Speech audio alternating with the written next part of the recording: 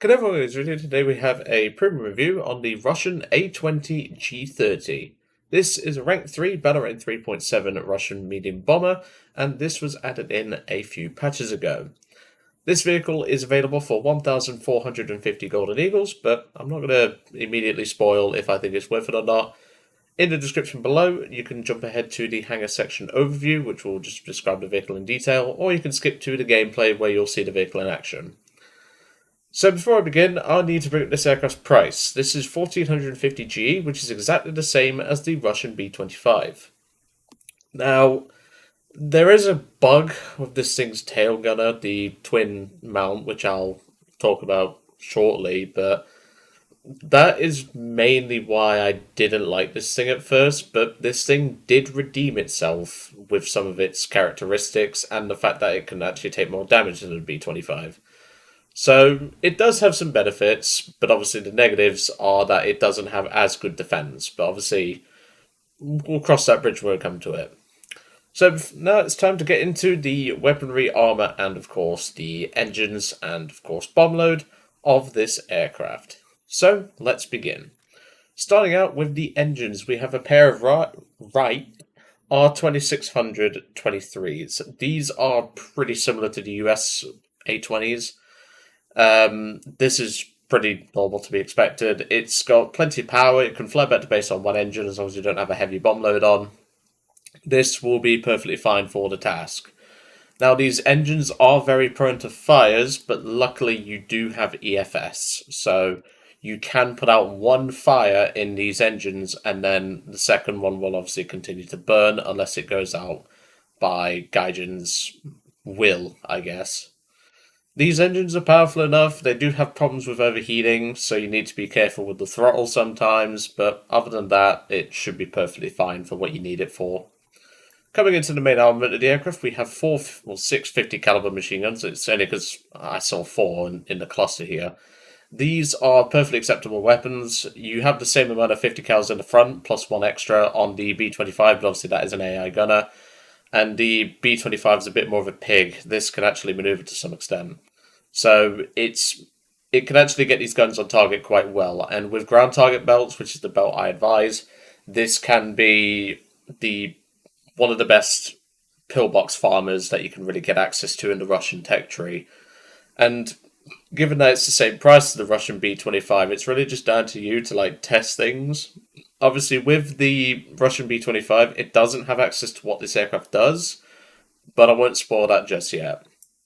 Coming around to the rear of the aircraft, we do have a single 50 cal here, which isn't the best for defense, but it'll help. And then, of course, we have the twin mount, which I mentioned.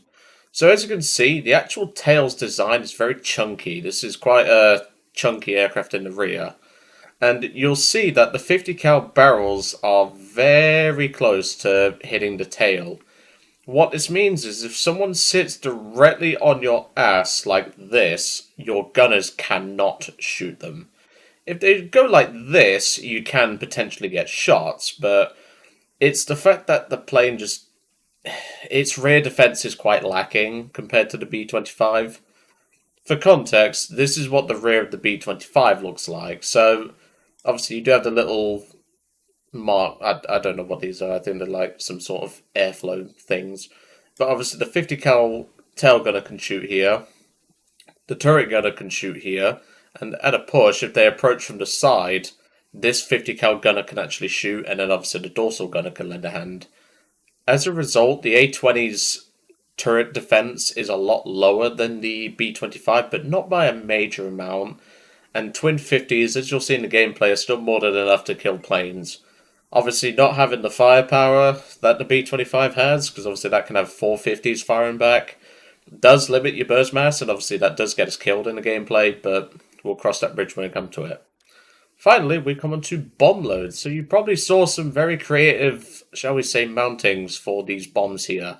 These are the second biggest bombs you can mount on the A-20, but obviously if you just bring the two 1000s, you can only bring those. I would just take the 500s, they're more than enough. And of course, you can mount bombs under the wings as well, but obviously this is where the A-20 has a major advantage over the B-25. And that is custom loadouts. So as you can see, you can put bombs in the internal bay, which is where I have some 500 pounders, which you will see in the gameplay.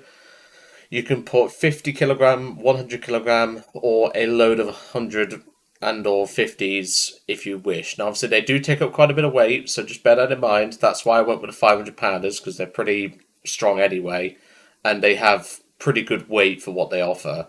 Then obviously you can bring a torpedo if you wish, although it does take up a lot of weight, so just bear that in mind.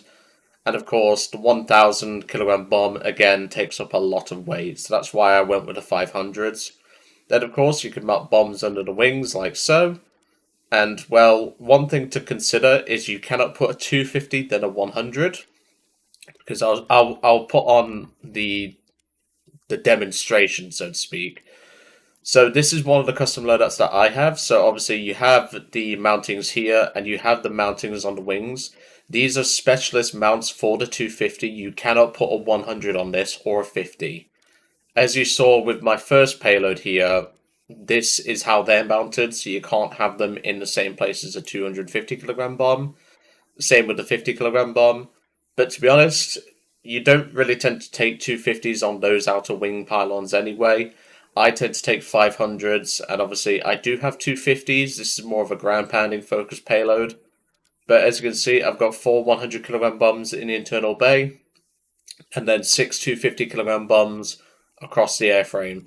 And one thing I would also suggest is making your payloads balanced for this plane, because obviously it is still a bomber at the end of the day. So try to do that, and that should help you out quite a bit. But like I said, you won't be able to use custom loadouts in a test flight, so just bear that in mind. You won't have the full experience. So it might seem the A-20 has a lower bomb load, but it really doesn't. Anyway, I'm going to head you over to the gameplay now. I really hope you enjoyed this review. I would suggest picking this up if you are a bomber main and you prefer bombing compared to a more multi-role bomber like the B-25.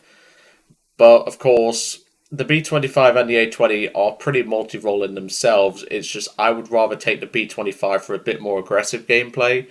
But if you're looking for something that can just kill pillboxes, kill bases, and just do its job, this thing will be perfectly fine for you. Anyway, I'm going to head you over to the gameplay now, and I'll see you all on the next one. Well, in typical fashion, I've called a base, but someone's trying to race me to it. Typical War Thunder. This thing actually can carry quite a lot of bombs for what it is, like, for its tier anyway. Bombs away. So at the minute, I've got a custom loadout set on this thing with 2 500 kilogram bombs, which have just dropped there, 4 500 pound bombs, a single 100 kilogram bomb on the wing, and a single 50 kilogram bomb on the wing. It's actually a very versatile plane. Like it does carry a lot of bombs, but like you can always mix and match and like decide which ones you want. It's quite nice, to be honest. Obviously, the plane does have its flaws, but well, chief among which is the bloody tail gunner. That, well, for the price that you get for this thing, it's actually not too shabby at all. Like it can do a lot of work. It's just do not rely on this thing for defense. It will not do a lot. Okay. Gunner can open up there. There we go. So obviously I want to try and keep away from enemy fighters, because as you can see, the A-20 over there, he can't actually shoot back at the enemy planes that are on him right now. And that's one of the main flaws of this thing, like it cannot defend itself from certain angles. Which is more down to how the tail is designed, not the plane itself. Like, Gaijin have actually done it correctly? Question mark? But at the same time, it's a pain in the ass that they've actually done it right. Although I think you can actually, it seems like they've corrected it for some parts. No, that's weird. Are they really bombing bases and with fucking napalm? Come on, guys. Okay, we've got a Mustang in the area. I'm going to turn away. and not get involved with that.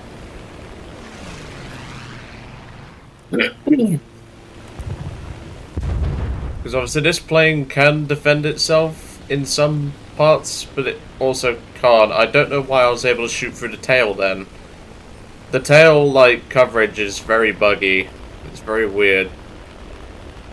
Looks like the Mustang's going for the BF-110, who wanted my base. I thought 2 500s would have done it, but apparently not. I'd have needed 3.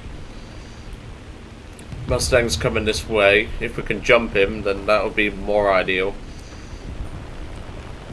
It's going for a 410, ignoring the Focke-Wulf, which doesn't surprise me.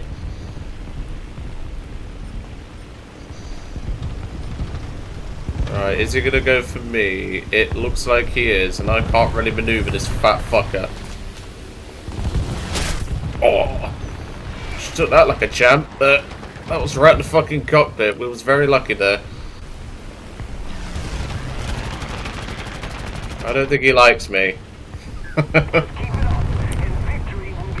Right, well we might as well keep the speed up and try to get the rest of this base over here with our remaining bombs, because we can do that.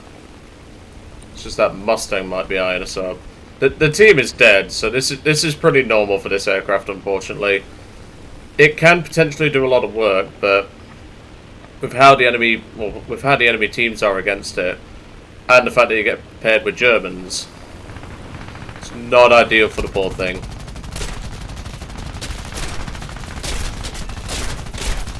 There's some hits. He's going to try and ram me. Yep, I thought he would. That shit yak. Yeah, for some reason I can shoot through the tail now, which is unusual. I wasn't able to do that before. Okay, gunner.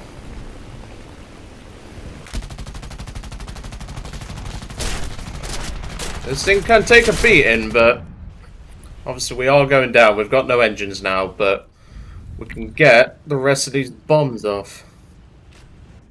That should kill the base. And it did. Beautiful. Landing's not going to be pretty, but, well, that's to be expected. Oh, well, at least we're not going for a swim. But yeah, this thing can take a bit of punishment, but, well, the engine's not so much. Unfortunately, when you get a team like that, there isn't a whole lot you can do, but 1.38 tons of base bombing, a load of pillboxes, 2 air kills. I'll take that. And well, game's over because we have no team. This time the enemy has proven strong. Let's see what we get in terms of rewards, because I've not had too many good games like that in this thing. And yeah, she's not too bad, but like I said, it's the fact that this plane can be a bit finicky. Like, it's one of those planes where, like, it can do some work, but there's better, to say the least. Like, if this thing got its tail fixed, like, if it had the ability to shoot for its own tail, like back in the old days, it would honestly make this thing a lot better. Like, it seemed that in only one area it could do that, which is strange. But I suppose that's just a Gaijin bug. But personally, I would skip this thing for now. It is better than the Russian B-25 for bomb load, in my opinion. So if you're looking for something that can bomb quite a bit, this is definitely your plane. But personally, for anything else, the B-25 will probably be better.